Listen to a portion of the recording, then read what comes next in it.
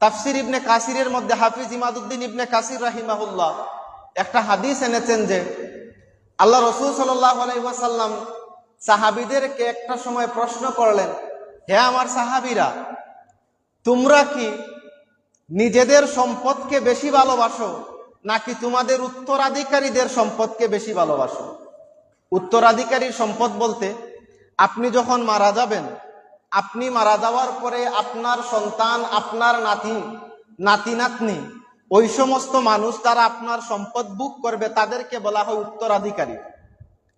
আল্লাহ রাসূল সাল্লাল্লাহু আলাইহি ওয়াসাল্লাম বলছেন সাহাবীদেরকে, তোমরা তোমাদের সম্পদকে বেশি ভালোবাসো নাকি তোমাদের উত্তরাধিকারী যারা, তোমাদের সন্তান সন্ততি যারা, তাদের সম্পদকে বেশি ভালোবাসো?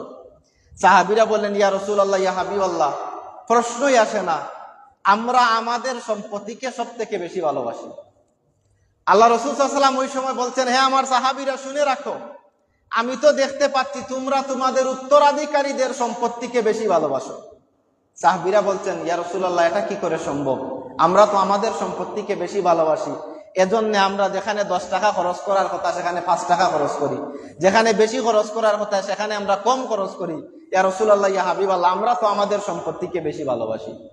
রাসূল সাল্লাল্লাহু আলাইহি ওয়াসাল্লাম বলছেন, হে আমার সাহাবীরা, শুনে রাখো, তোমাদের সম্পত্তি এটা নয় যেই সম্পত্তি তোমরা দুনিয়ার জমিনে রেখে যাবে।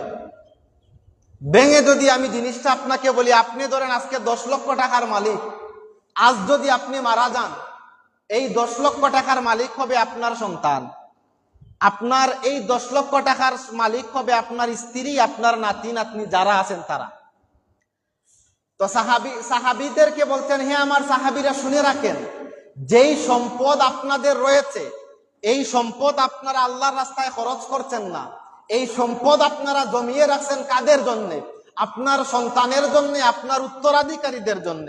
এজন্য আপনারা আপনাদের সম্পদের থেকে আপনাদের উত্তরাধিকারীদের সম্পদকে বেশি ভালোবাসেন।